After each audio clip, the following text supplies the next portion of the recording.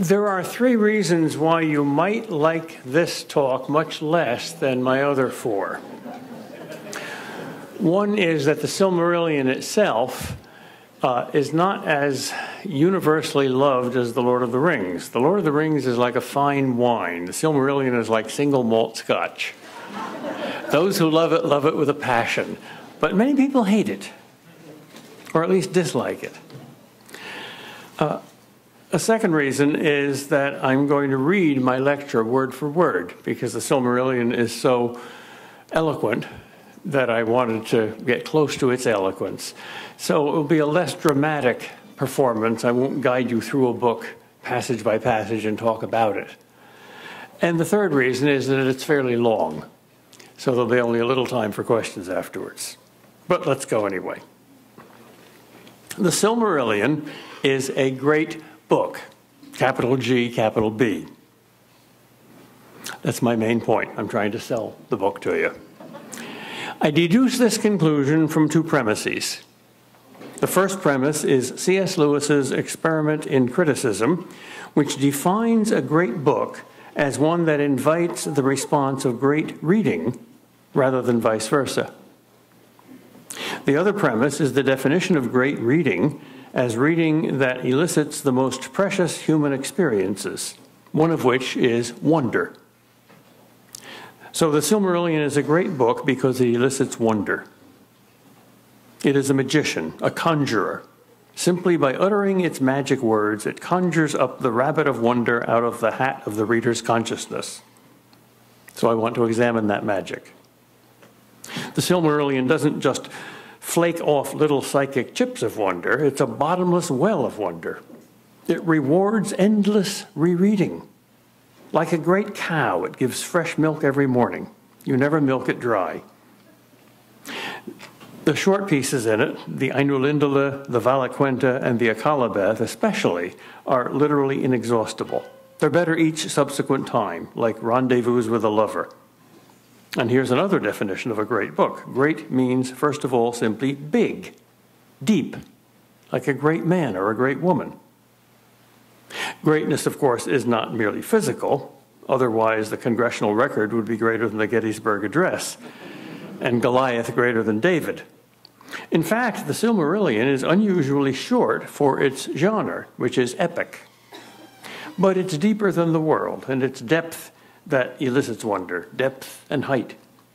The Silmarillion is like a vertical column reaching through the world to the gods, like Yggdrasil, the world tree in Norse mythology, which reaches through 9 worlds, from the highest heaven to the lowest hell. But before we explore how the Silmarillion elicits wonder, we should define wonder. I think we experience at least 3 different kinds of wonder. The first is simply emotional surprise, the shock at the unusual, the unexpected.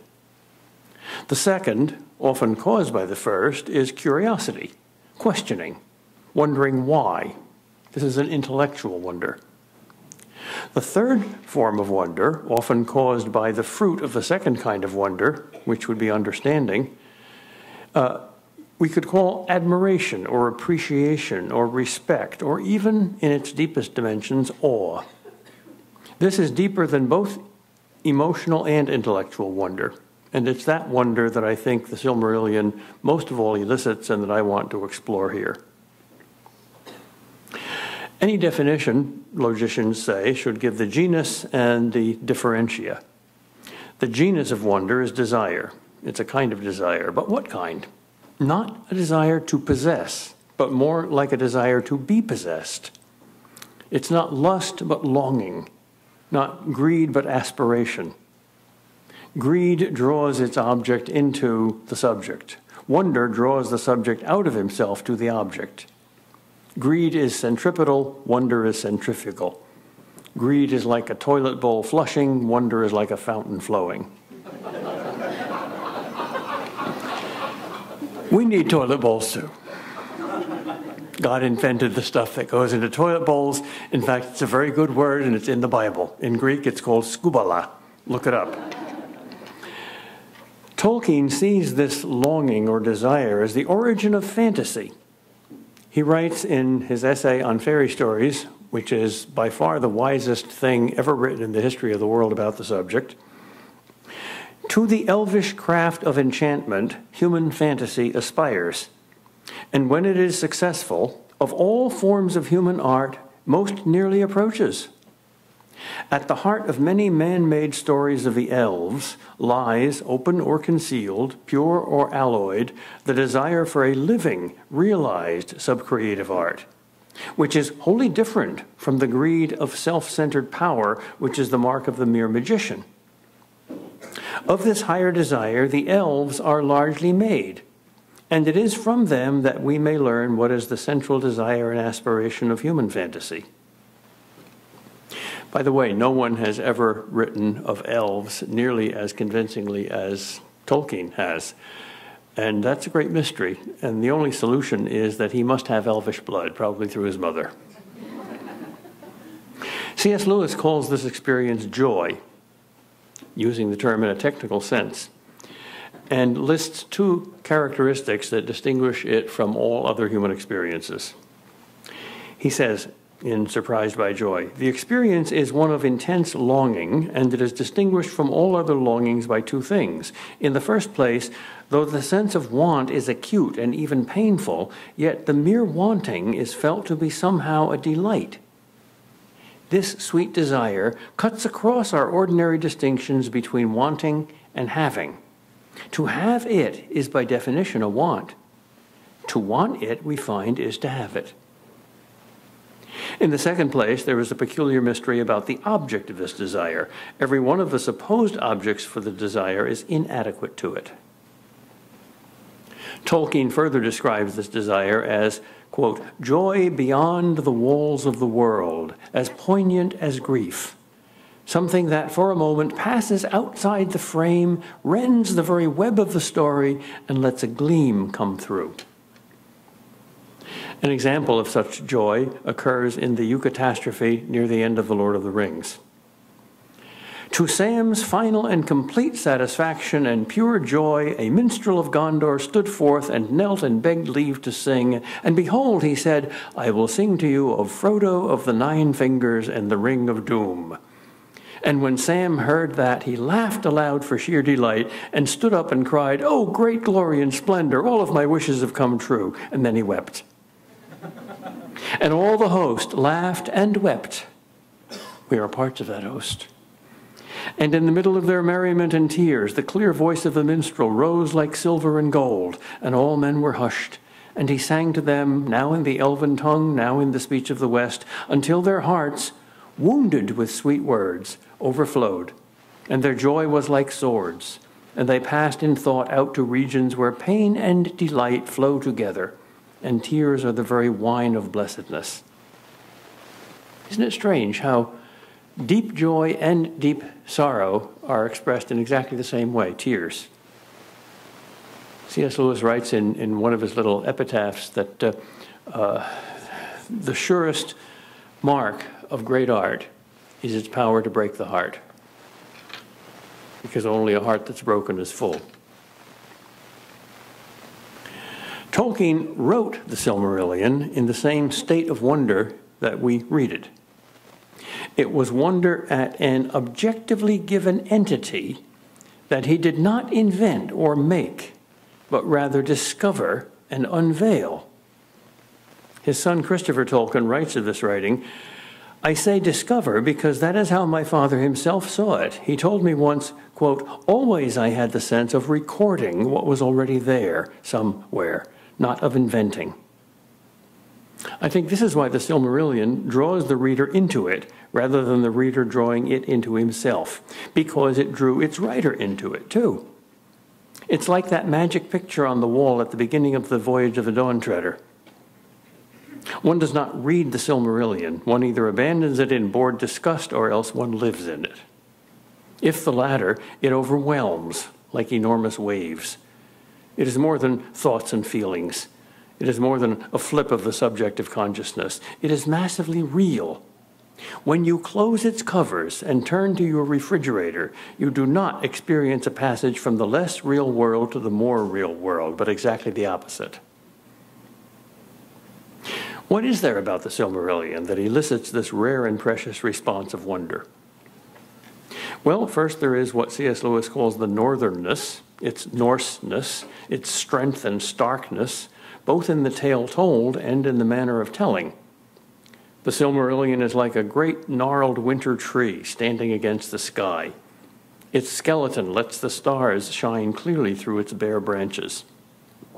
Winter trees are not as popular as summer trees, and for the same reason the Silmarillion is not as loved as the Lord of the Rings. It lacks the leafy charms of the hobbits. Yet it can grow on you until you would never exchange it for 100 summer trees. But such comparisons are odious. Both seasons, both trees, and both epochs have a unique and incomparable beauty. To change the image, but not the thought, the Silmarillion appears like a huge iceberg, massive, towering, remote, forbidding of those waters. This iceberg seems to have just broken off the polar ice cap. Its pure and icy winds blow from the inaccessible end of the world, the Arctic Ocean of the spirit, the polar absolute.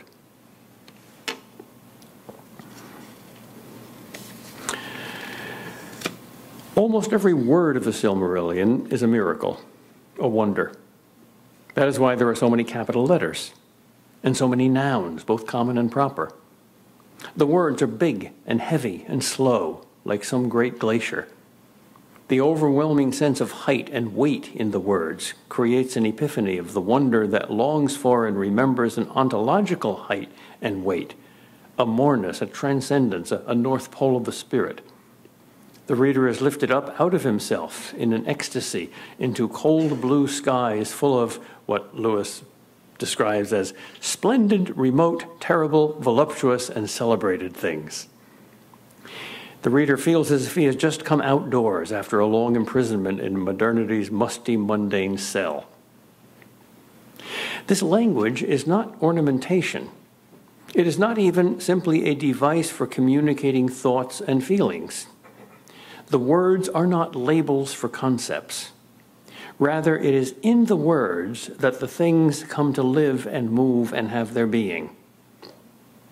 As the philosopher Heidegger puts it, language, quote, is the house of being, for words and languages are not wrappings in which things are packed for the commerce of those who write and speak, but it is in words and language that things come into being and are. For this reason, the misuse of language in idle talk and slogans destroys our authentic relation to real things. Well, three consequences follow from this startling reversal about words. And words, as Heidegger says, are not dispensable labels or ingredients in a world of things. Then they are not dispensable objects of wonder alongside other objects. Rather, they are the encompassing frame of the world of things, and therefore of wonder at that world. Words here I use to include music, the most primal and universal of all languages. Children know this word wonder. If you remember the play Equus, you will certainly remember the spine-tingling scene in which the boy invoked the many names of his god, imitating the biblical genealogies. Such lists of names were the most wonderful parts of books for the ancients. For a name is sheer sound, like music, direct speech, not mediated by abstract, generic, rational concepts. Concepts represent, names present.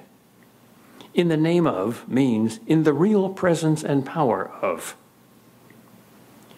Most modern readers find names somewhat less than wonderful.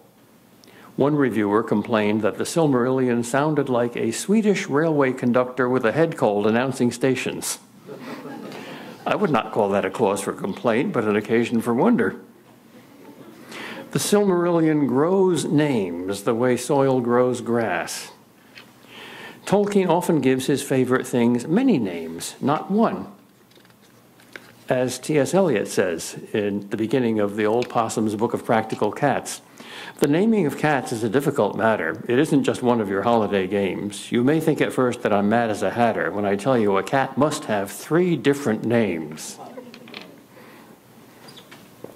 Tolkien writes, for instance, talking about a mountain. Tanaquetel, the elves named that holy mountain. And Oyolose, everlasting whiteness. And Elerina, crowned with stars. And many other names beside. But the Sindar spoke of it in their later tongue as Amon Wilos. Telperion, the one was called in Valinor. And Silpion, and Inquilote, and many other names. But Laurelin, the other was, and Malinalda, and Kuluren, and many names in song beside. A third consequence of language is magical in the Silmarillion, as music is magical. Moving, effective, transforming, making a difference, possessing not just meaning but power. I personally know 3 ex-atheists who were converted by the music of Johann Sebastian Bach. All the names in the Silmarillion are like the word Ea, which is the Elvish equivalent of fiat, let it be. They're operative and magical. When the author said, let it be, it was. To quote Heidegger again, naming does not consist merely in something already known being supplied with a name. It is rather that when the poet speaks the essential word, the existent is by that name nominated as what it is. So it becomes known as real. Poetry is thus the establishing of being by means of the word. That's what Heidegger says. So the poet is truly, as the word signifies, a maker, poiesis, making. Poetry is making. Speaking the creative name is really creating, conjuring up, and therefore unspeaking is uncreating. Thus, in the Silmarillion, Melkor, the Satan figure, quote, is counted no longer among the Valar, and his name is not spoken upon earth.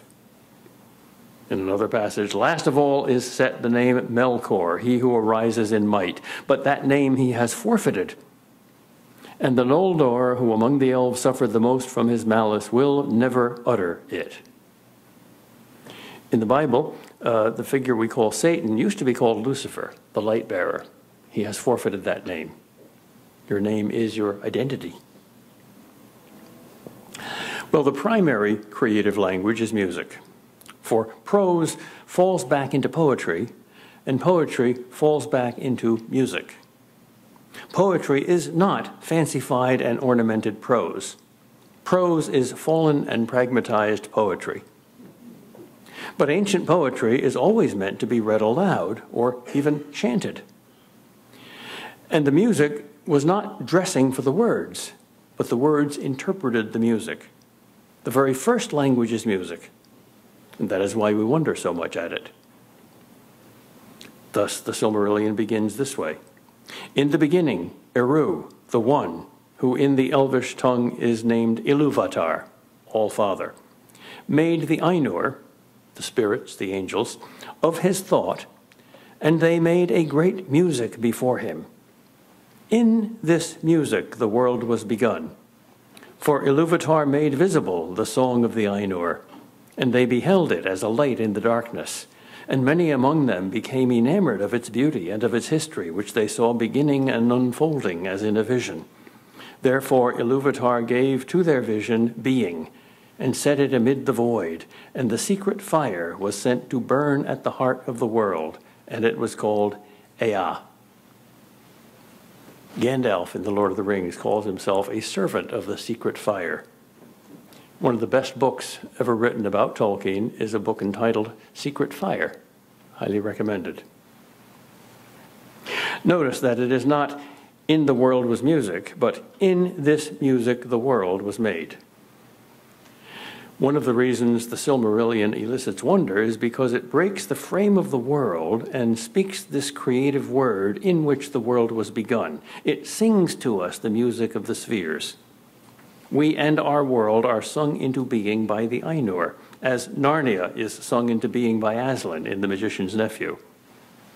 All of time and space and matter and history are in the great music, the Song of Songs, the all-inclusive song. Well, this is a kind of Platonic or Jungian archetype. And because the Silmarillion traffics in archetype, its style is larger than life. It is an epic style. For archetypes are larger than life. They are not in life. Life is in them. They are not like life. Life is like them. How true to life, we say, of the art of a master of realism like Shakespeare. Most modern so-called realists, by the way, are really blind to 9/10 of reality. But there is also what C.S. Lewis calls a higher realism, like Spencer's or Tolkien's. It is not like life. Life is like it. It requires a giantesque style. For instance, Melkor descended upon Arda in power and majesty greater than any other of the Valar, as a mountain that wades in the sea and has its head above the clouds and is clad in ice and crowned with smoke and fire. The gods in the Silmarillion are big. One of the most terrifying lines I ever remember from any movie is the line near the end of Ingmar Bergman's The Seventh Seal. It goes, "It is the angel of death that's passing over us, Mia. It's the angel of death, and he's very big." Classical man's substitutes for the gods were Platonic ideas, and modern man's substitutes for Platonic ideas are Jungian archetypes. But all three are larger than life, but the gods are the biggest. Therefore, Tolkien's style is more giantesque than Plato's, and Plato's more than Jung's.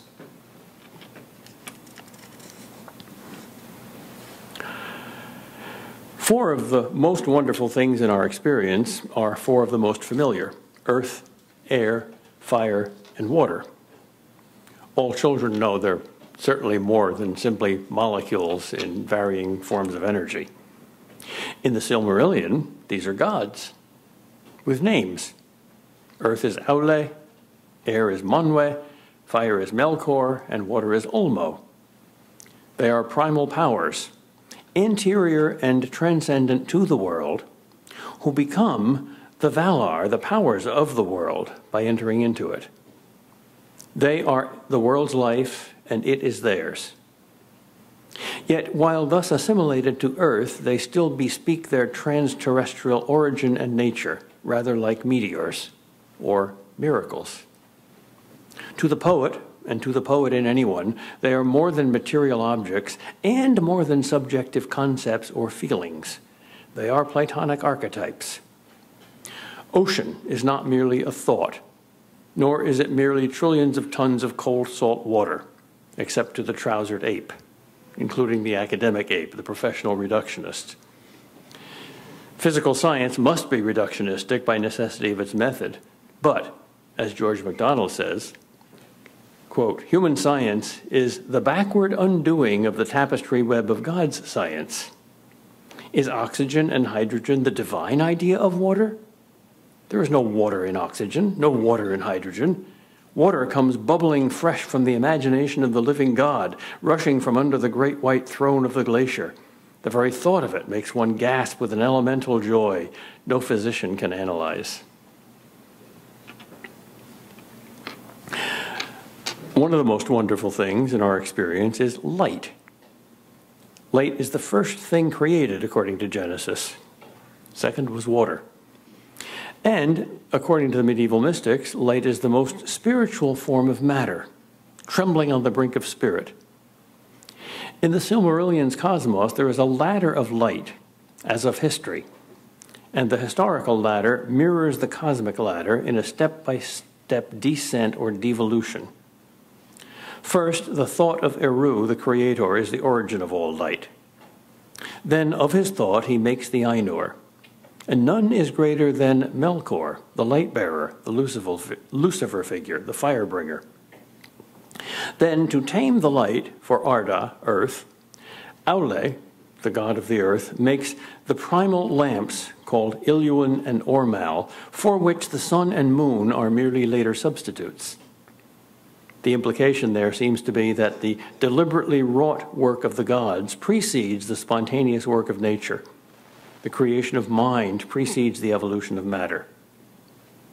Then, after Melkor's successful assault against Iluin and Ormal, Earth is lit by Telperion and Laurelin, two primal trees, and about their fate all the tales of the elder days are woven.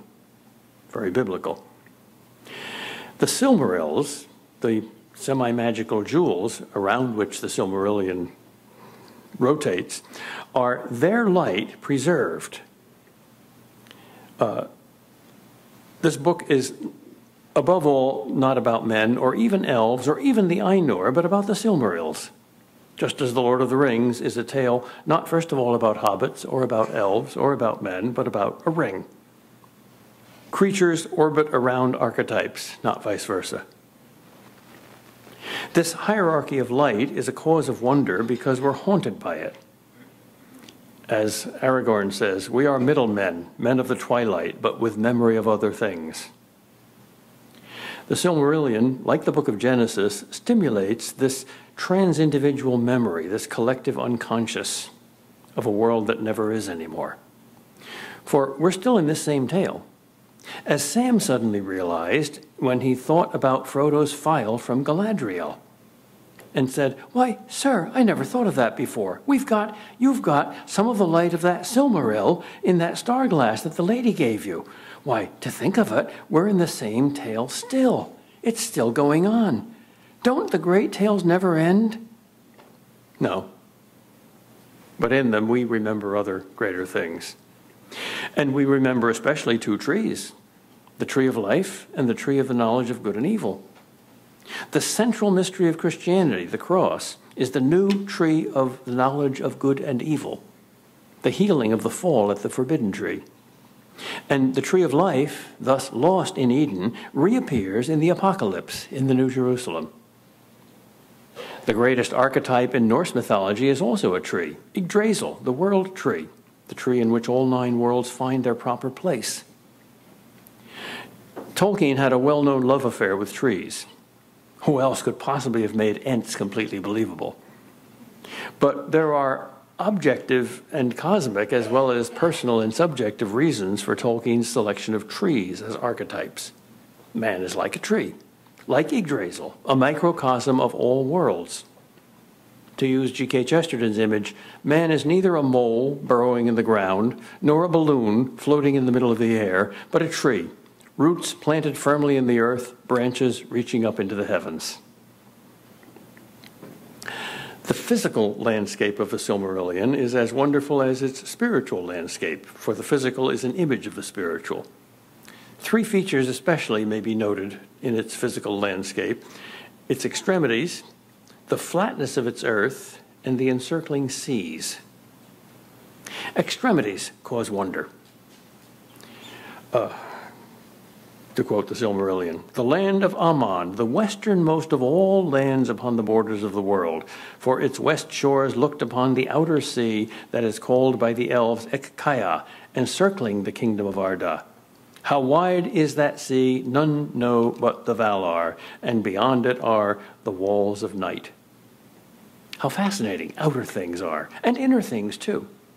The outer sea, outer Mongolia, outer space, and also inner Mongolia and inner space.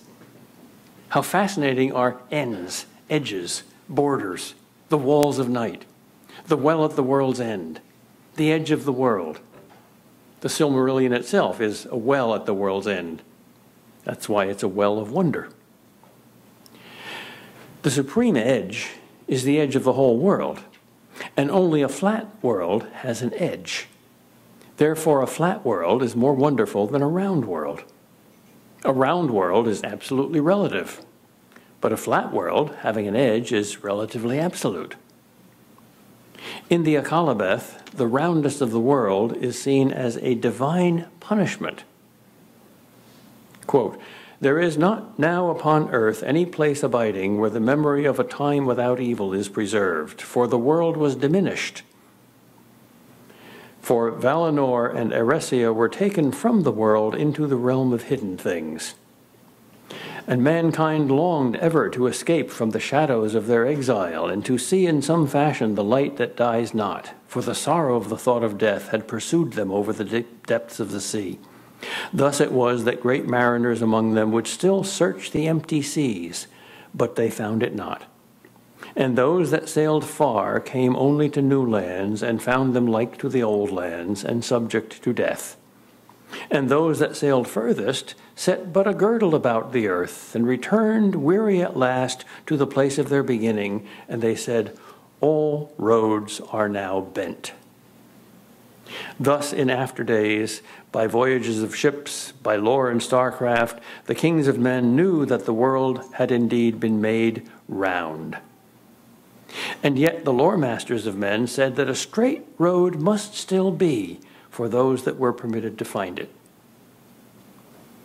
Well, one edge does still remain in our round world. It is called death. The edge not of space, but of time. The most wonderful and terrible thing in the world is not in the world, but is the edge of the world. In a letter to his American publisher, Tolkien complained that no one understood what The Lord of the Rings was most deeply about, which its author identified in these words: it is about death and the deathless. That remark is true even more obviously of the Silmarillion. The whole of Arda, or Earth, in the Silmarillion is surrounded by water. What is suggested by this, by the thought of the encircling seas, and why is this a cause of wonder? Well, the sea suggests mystery, the divine discontent, the flight of the alone to the alone. The land suggests security, practicality, ordinariness, earthiness. We on Middle Earth are surrounded by mystery. We do not surround it. Mystery is primal. It is not a human thing, a psychological thing, like a whodunit. It is not an ingredient in our lives. Our lives are ingredients in it. We are not in land that contains a lake. We are on an island surrounded by the sea. Tolkien writes, the dealings of the Ainur have indeed been mostly with the elves, for Ilúvatar made them more like in nature to the Ainur, though less in might and stature, whereas to men he gave strange gifts.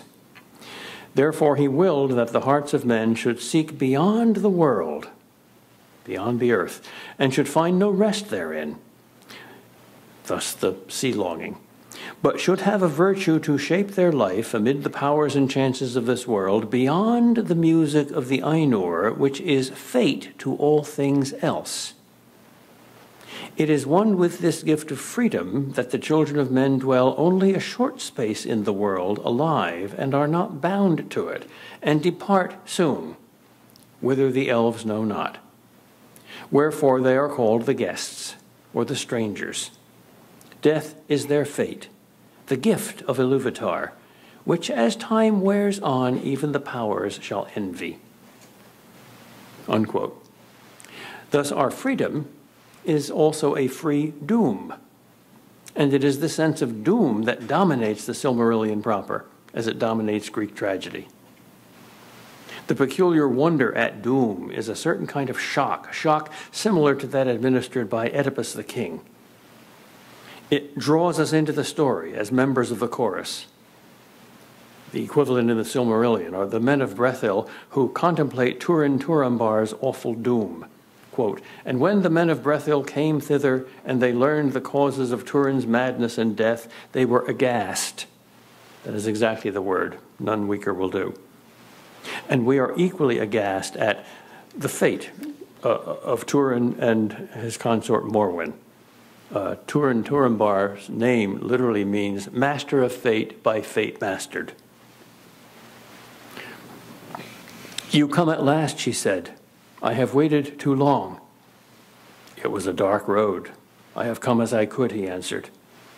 But you are too late, said Morwen. We are lost. They sat beside the stone and did not speak again, and when the sun went down, Morwen sighed and clasped Turin's hand and was still, and he knew that she had died. He looked down at her in the twilight, and it seemed to him that the lines of grief and cruel hardship were smoothed away. She was not conquered, he said, and he closed her eyes and sat unmoving beside her as the night drew down. The waters of Kabed Namaroth roared on, but he heard no sound, and saw nothing, and felt nothing, for his heart had become a stone within him, as did ours. Here is wisdom as well as wonder. We are doomed by fate, but like Morwen, we need not be conquered by doom. Our free doom is a freedom, as in The Lord of the Rings, when the riders of Rohan challenge Aragorn, "What doom do you bring out of the north?" And Aragorn replies, "The doom of choice." There is both free choice and fate. And though no philosopher can explain how both can exist without contradiction, the dramatist can show it. Every story shows it. Glaurung truly prophesies Turin's ironic fate. Turin, Turimbar, by doom you will be mastered by doom. Well, our doom, too, is death. And the Silmarillion, even more clearly than The Lord of the Rings, is about death and the deathless.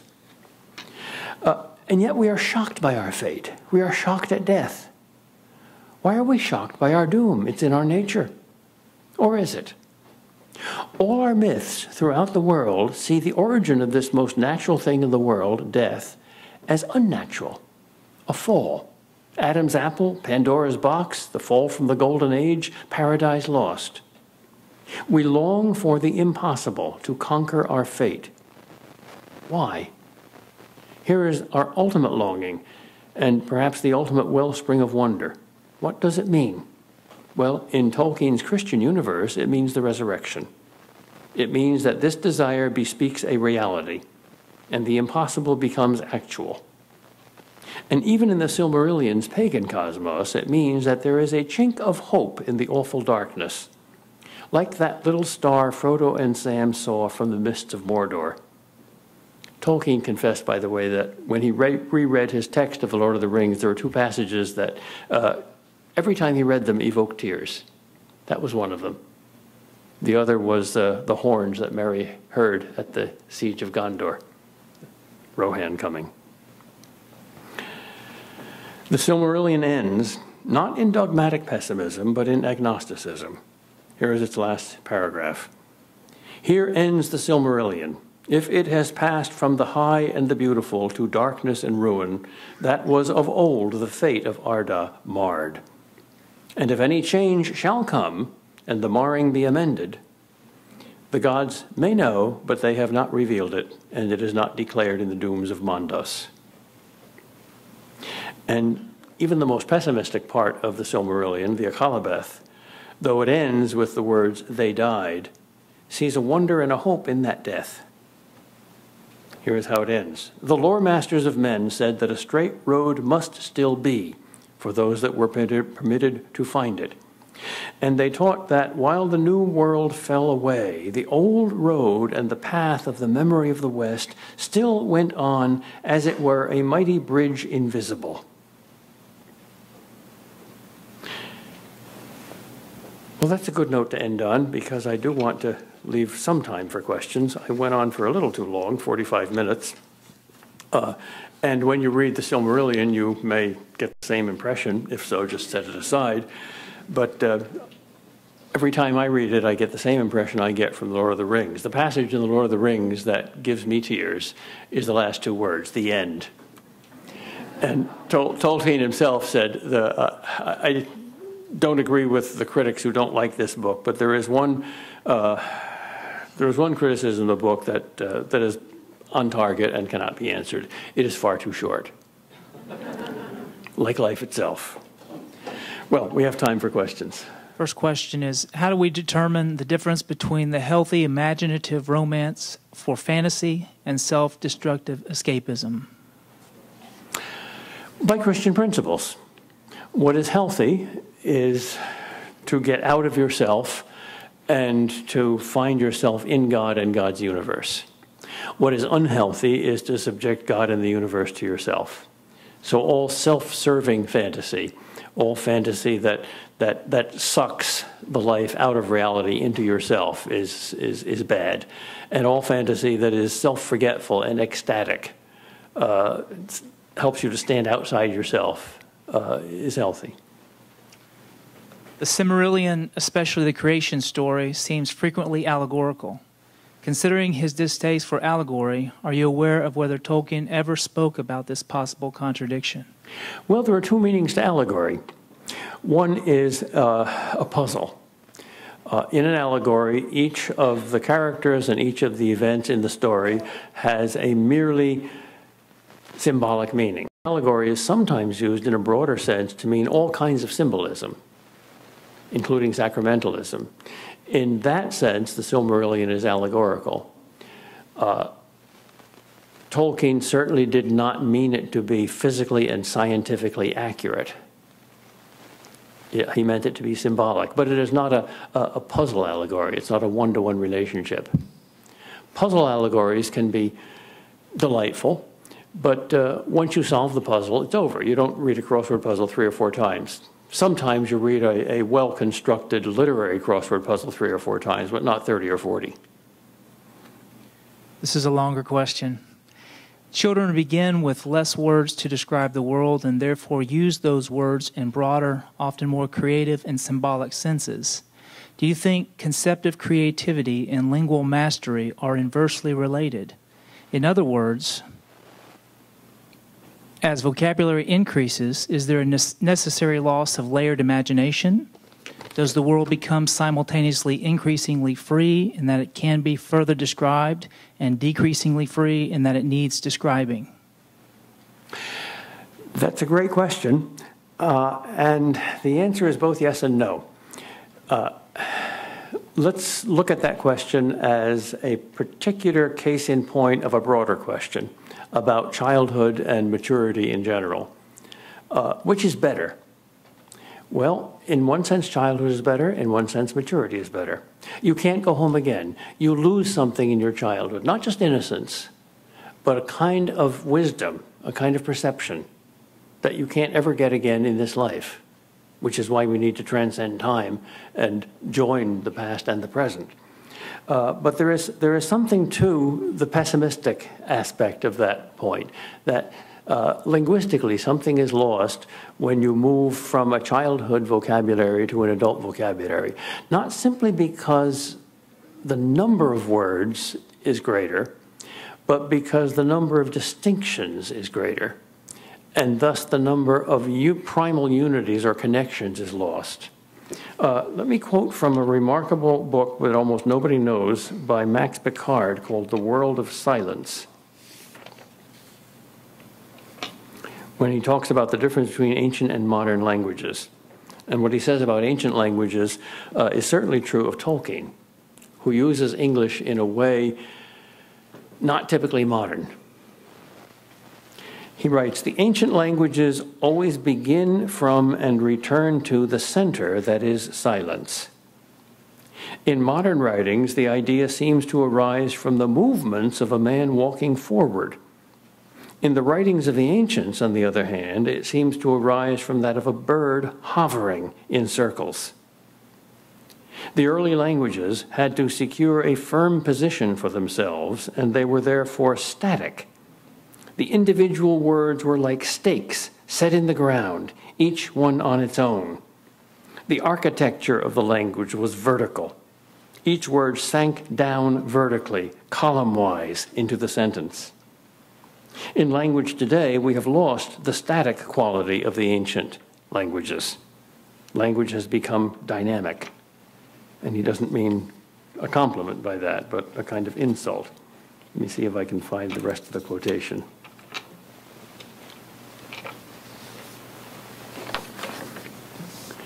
The sentence has become dynamic. Every word and every sentence speeds on quickly to the next. The architecture of the language is different. The vertical columns have been laid low, and the sentence is determined by the impulse of the horizontal onward drive. Language is today self-conscious.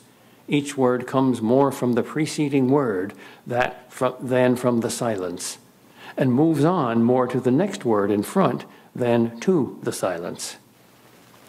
The Hebrew language is a quiver full of steel arrows, a firmly secured anchor rope, a brazen trumpet splitting the air with its few piercing tones. It can say but little, but what it says is like the beating of hammers on the anvil." I'm told that Biblical Hebrew has a very, very small vocabulary, And modern English has a very, very large vocabulary. But there's something lost when you move from biblical Hebrew to modern English. At what age did you or would you introduce children to the Silmarillion?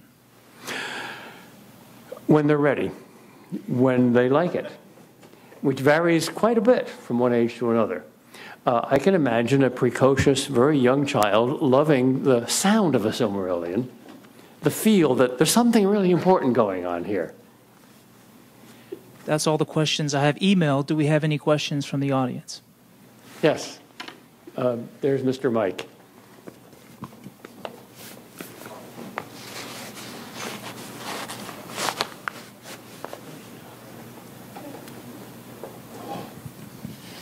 Would you consider the Silmarillion, however a fictional work, a somewhat accurate model of the actual story of man? Obviously, Tolkien has a creation story and a fall story wrapped into the idea of the Silmarillion.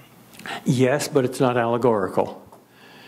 That is, it's a model, a picture, a way of looking at things, which, like time, is not wholly objective and it's not wholly subjective.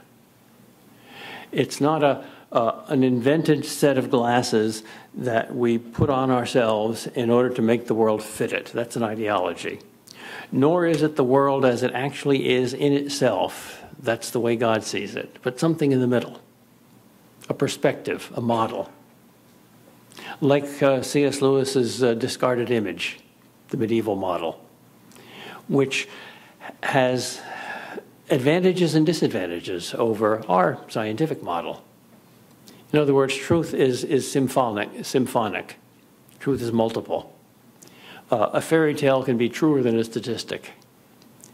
The statistics of naked emperors in Denmark reveal that there were none. But Hans Christian Andersen's famous fairy tale says, yes, there was one. And there's a truth to Andersen that is not true in the statistics. And also vice versa. Would you speak to the structure of the Silmarillion? Should we look at it as more than a collection? No, it's a collection. It's not a system.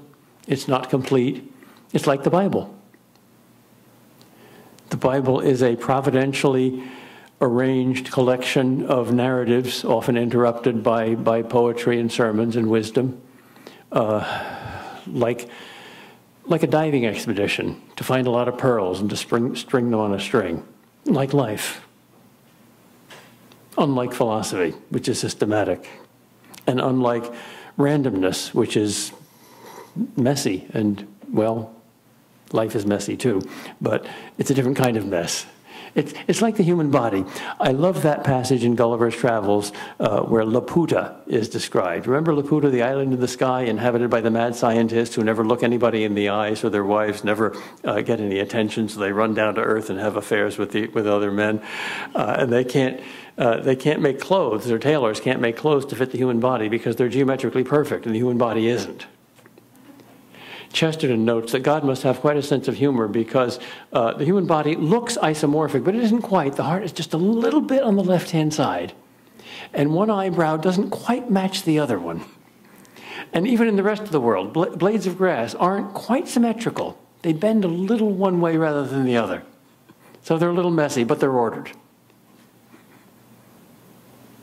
Now, the Silmarillion has a mythological feel to it, but how much influence did Tolkien draw from mythological sources when writing the Silmarillion?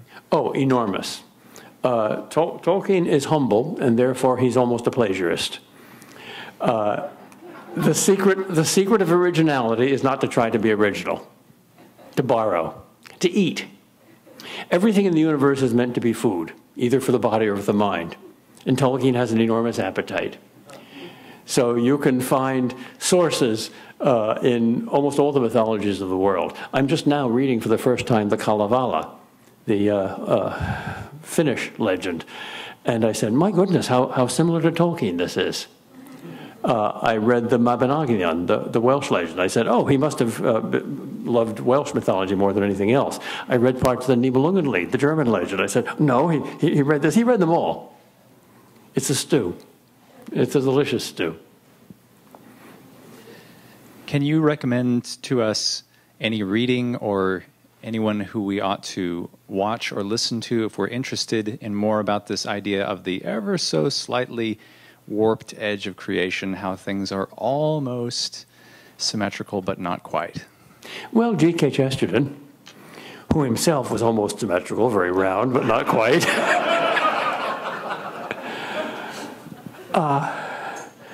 There are a lot of writers with that kind of sense of humor. Who is the author of the novel A Confederacy of Dunces? Yeah, there's that feeling there. Walker Percy has it. Flannery O'Connor has it. Mark Halperin has it in A Winter's Tale. The sense of weirdness.